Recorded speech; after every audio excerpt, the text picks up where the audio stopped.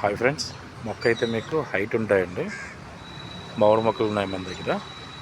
Height excellent height అండి. And బుషిగా ఉంటాయి, కాయలతో ఉన్నాయి. పునాస, హైదర్ సాహిబ్, పండూరు మామిడి మొక్క చూడండి ఎలా ఉందో.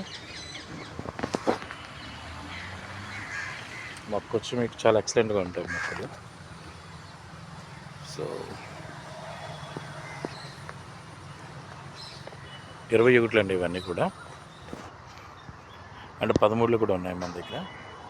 అండ్ కొత్త రకం మొక్క ఒకటి ఉంది మన దగ్గర.